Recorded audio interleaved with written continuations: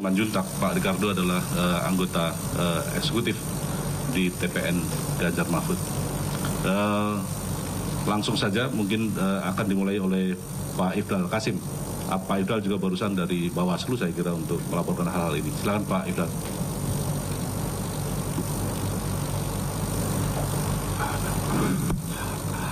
Terima kasih. Rekan-rekan media yang saya hormati, pertama-tama kami dari TPN Ganjar Mahfud mengucapkan terima kasih atas kehadiran rekan-rekan pada sore hari ini mendengarkan keterangan yang akan kami sampaikan terkait dengan pelanggaran-pelanggaran pemilu yang terus berlangsung menjelang besok akan diadakan pemungutan suara pada hari Rabu besok ya, 2 hari lagi. Nah, yang pertama kami ingin menyampaikan terkait dengan apa yang baru saja kami laporkan di Bawaslu, yaitu terkait dengan aplikasi perhitungan suara yang didesain oleh KPU yang ternyata aplikasi berpotensi menguntungkan salah satu pasangan calon. Nanti detailnya akan disampaikan oleh Bang Vincentius yang menyampaikan apa yang kami laporkan di Bawaslu pada sore hari ini. Yang kedua, kami juga belum lama ini menyampaikan menyampaikan permohonan kepada Mahkamah Agung, yaitu persisnya permohonan untuk Mahkamah Agung memberikan fatwa terkait dengan hak pilih dari warga negara yang di tempat tidak memiliki KTP karena sedang ada di tempat yang lain, tapi dia hanya bisa menunjukkan beberapa dokumen yang menunjukkan dia adalah warga negara Republik Indonesia, tetapi sedang berada di tempat lain. Nah, ini banyak orang yang karena mobilitasnya sangat tinggi, kemudian dia tidak KTP-nya mungkin berada di Jawa Tengah atau di Jawa Timur dan sebagainya ya. Karena itu dia tidak mendapat undangan oleh panitia pemilihan di RT setempat. Nah, karena dia tidak memiliki undangan tersebut, tapi karena dia tidak berada di tempat di rumahnya di mana undangan itu diberikan, nah dia mungkin sedang berada di Jakarta. Nah, tapi dia tidak bisa memilih karena tidak memiliki undangan tersebut. Nah, ini yang kita mintakan fatwa bahwa orang-orang yang demikian ini yang tidak menunjukkan tidak mendapat undangan dari panitia pemilihan itu tetap diberikan hak untuk menggunakan hak pilihnya sepanjang dia dapat menunjukkan identitas dia sebagai sebagai warga negara. Nah, ini kan memang sudah ada beberapa putusan pada saat itu. Kita tahu sewaktu Pak Mahfud menjadi Ketua MK, ada putusan MK terkait dengan ini yang memberikan keleluasaan kepada warga negara untuk bisa memilih. Tapi kemudian dalam Undang-Undang Pemilu ini kemudian ada pembatasan lagi. Nah, karena itulah kami mengajukan permohonan kepada Mahkamah Agung untuk memberikan fatwa terkait dengan diberikannya kesempatan kepada warga negara yang tidak pada saat pemilihan, misal katakanlah pada hari Rabu itu dia tidak ada di tempatnya tapi sedang di tempat yang lain. Nah, dia di tempat yang lain itu masih bisa menggunakan hak suaranya sepanjang dia bisa menunjukkan identitasnya sebagai warga negara dengan dokumen yang dia miliki. Nah itu yang karena banyak warga negara yang demikian ini. Nah karena hak pilih itu sangat penting, karena itu kami mengajukan permohonan kepada Mahkamah Agung untuk Mahkamah Agung memberikan fatwa pada KPU untuk kemudian memberi kesempatan kepada orang tersebut untuk menggunakan hak pilihnya. Nah, ini yang kedua. Yang ketiga, nanti rekan-rekan saya juga akan menambahkan. Kami juga mencatat secara umum ya, adanya berbagai pelanggaran pemilu yang akan mempengaruhi preferensi orang dalam memilih. Nah, itu antara lain misalnya yang paling eksesif ya, yang paling besar ya, itu adalah penggunaan fasilitas negara dan penggunaan kebijakan-kebijakan negara yang menguntungkan salah satu pasangan calon. Nah, salah satu kebijakan yang sering yang digunakan untuk menguntungkan salah satu pasangan calon adalah kebijakan bantuan langsung, itu bansos. Kita tahu bansos tiba-tiba jumlahnya membengkak dan dibagikan dengan cara yang berbeda, tidak dengan mekanisme yang seharusnya. Nah ini memiliki implikasi elektoral yang sangat tinggi, dan ini merupakan salah satu ketidaknetralan dari aparat pemerintahan. Nah kemudian yang kita lihat yang lainnya adalah terkait dengan netralitas ini. Ini laporan terkait dengan netralitas ini sangat banyak. Bahkan kalau kita mengikuti berbagai macam perbincangan di media sosial dan juga di media cetak dan juga media-media online, ketidaknetralan dari aparatus negara seperti polisi, TNI dan seterusnya itu makin sering terungkap. Nah ini menunjukkan kita agak khawatir ya pada pemilu yang akan berlangsung tanggal 14 ini. Memang benar-benar ada skenario yang menginginkan pemilu ini berjalan satu putaran. Nah, karena menginginkan pemilu harus satu putaran, maka dilakukan berbagai bentuk pelanggaran. Kami memiliki data mengenai pelanggaran-pelanggaran ini. Kami mulai catat dari ditetapkannya pasangan calon sampai kepada tahap kampanye dan seterusnya. Nah di pentahapan ini kami semua punya data pelanggarannya, yang itu nanti akan kami gunakan dalam kalau nanti terjadi sengketa dalam hasil pemungutan suara nanti. Tapi kami punya data yang sangat banyak, termasuk yang kami laporkan di berbagai Bawaslu, baik di pusat, di daerah provinsi, kabupaten maupun kota di seluruh Indonesia. Kita sudah melaporkan berbagai pelanggaran yang terjadi di berbagai tempat itu. Nah ini data paling banyak dari pelanggaran ini adalah netralitas, ya. Kemudian pembagian money politik itu juga paling banyak yang terjadi. Nah ini secara umum yang ingin saya sampaikan. Nanti akan saya minta Pak Firman menambahkan apa yang kami lihat selama ini. Terima kasih.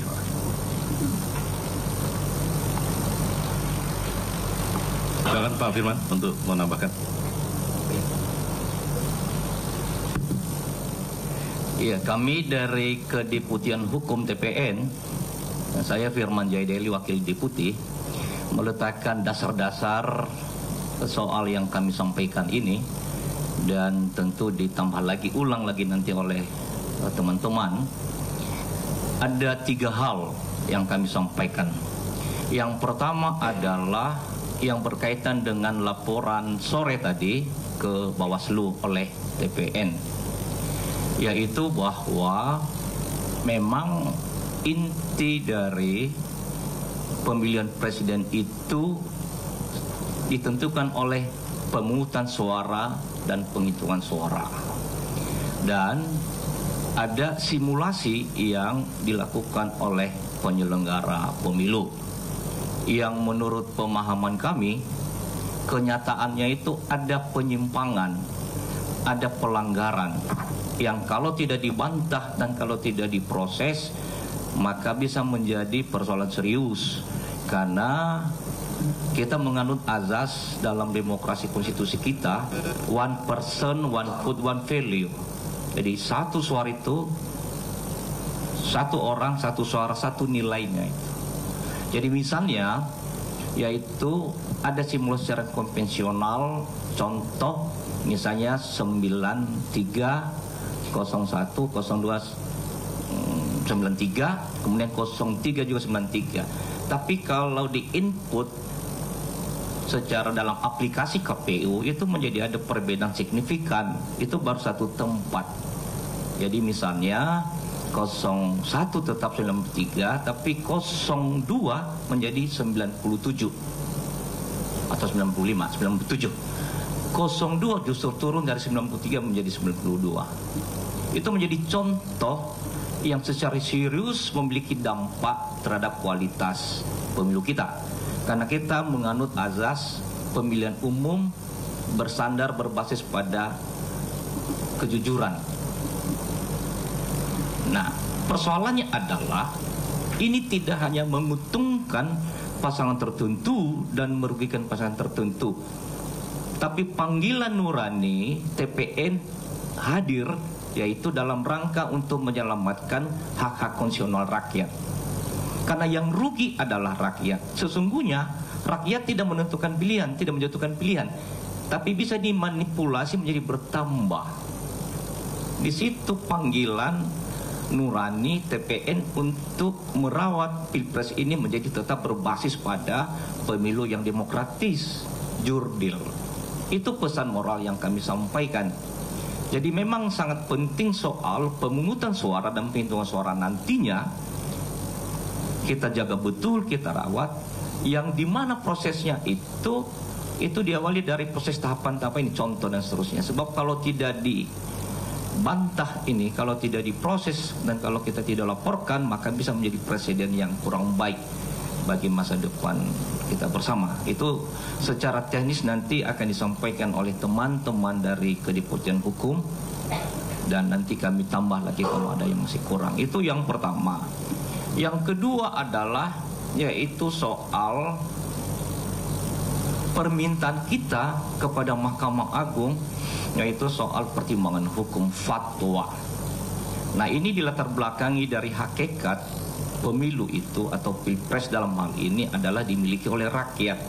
Jadi pemegang tunggal sebetulnya pemilik Pilpres ini adalah rakyat. Jadi dari rakyat, oleh rakyat, untuk rakyat. Maka posisi penyelenggara Pilpres termasuk juga elemen-elemen yang lain harus memfasilitasi sedemikian rupa penggunaan hak konstitusional rakyat ini. Jadi jangan sampai karena persoalan teknis, misalnya karena di satu kota ada tugas tanggung jawab yang dia tidak bisa tinggalkan, maka dia tidak bisa menggunakan hak pilih hanya karena prosedur yang birokratis. Sebetulnya Mahkamah Konstitusi dulu tahun 2009, waktu Ketua Mahkamah Konstitusinya Pak Mahfud MD menghadirkan satu terobosan hukum, yaitu bahwa penggunaan hak suara waktu itu berbasis KTP saja. Cukup KTP. Dan KTP dibawa ke TPS karena memang ada surat suara yang lebih, memang itu sekian persen. Nah, oleh karena itu maka kali ini TPN kita tidak melihat dari sudut pandang ini kepentingan siapa, kepentingan paslon dan kepentingan kelompok tertentu, tapi demi untuk kepentingan rakyat, kedaulatan rakyat. Kita ingin Mahkamah Konstitusi dalam 1-2 hari ini mengeluarkan fatwa pertimbangan hukum, bagian dari pertimbangan nanti KPU untuk mengeluarkan kebijakan-kebijakan seperti terobosan dalam membantu memfasilitasi rakyat, warga negara yang berhak menggunakan suara untuk menggunakan hak suaranya dimanapun, tentu dengan durasi yang sudah tersedia, yaitu tanggal 14 Februari 2024. Itu poin penting yang kami sampaikan, yaitu soal bahwa ini hak rakyat, kita semua memfasilitasi terutama penyelenggara dan dengan dukungan bantuan dari pertimbangan hukum Mahkamah Konstitusi supaya rakyat kita lebih cepat, lebih bebas dan lebih langsung bisa menggunakan suaranya. Hal yang ketiga adalah kiranya dalam 1-2 hari ini jajaran negara, aparatur negara fokus untuk mengisi tenang, yaitu mempercepat, membantu KPU, Bawaslu dan seluruh jajaran dalam rangka untuk menyelenggarakan penghitungan suara.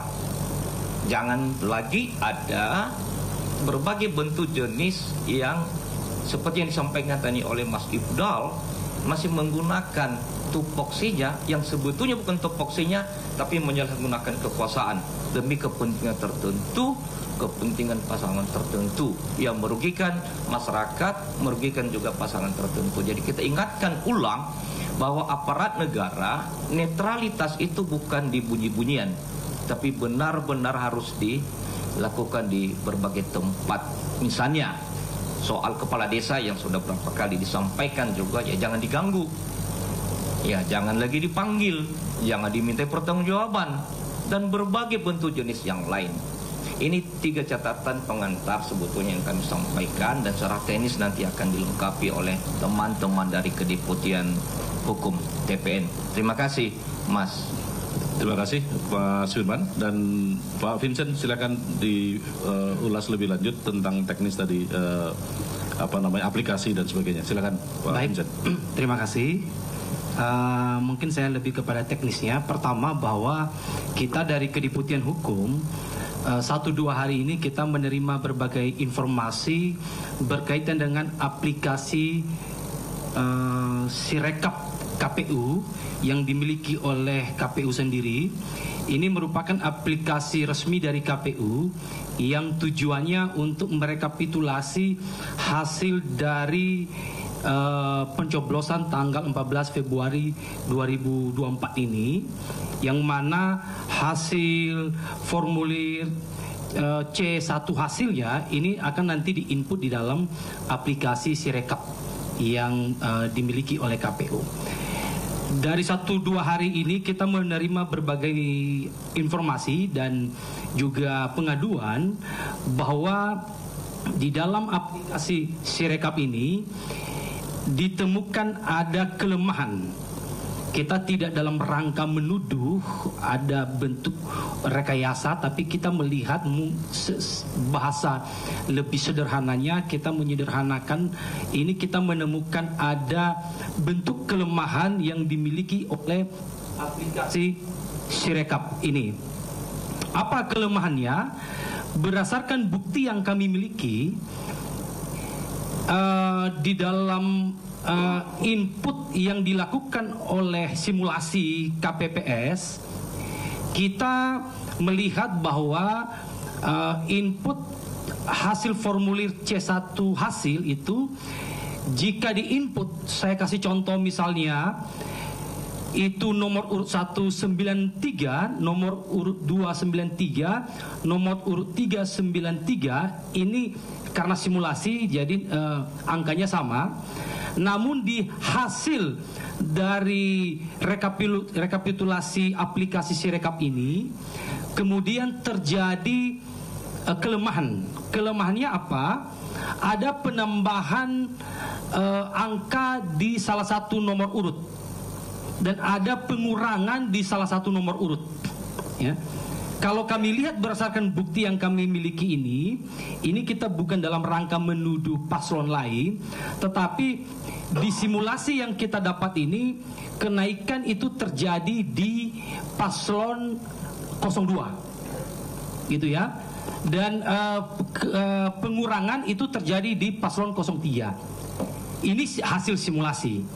Nah, berdasarkan informasi yang kami dapatkan, bukti-bukti yang kami dapatkan juga, maka kelemahan yang dimiliki oleh aplikasi Sirekap ini, kita melihat bahwa ini penting untuk diinvestigasi lebih lanjut, ya, menjadi atensi daripada Bawaslu RI. Karena apabila di dalam simulasi ini kemudian terjadi pada saat penginputan yang dilakukan oleh petugas KPPS, bisa dibayangkan di seluruh Indonesia kurang lebih ada 850.000 TPS. Kalau terjadi 2-3 penambahan saja suara, ada berapa juta suara yang bertambah akibat dari kelemahan aplikasi Sirekap KPU tersebut. Ya, ini bukan, kita tidak menuduh bahwa ada rekayasa salah satu paslon di sini, tapi berdasarkan bukti simulasi yang kami dapatkan.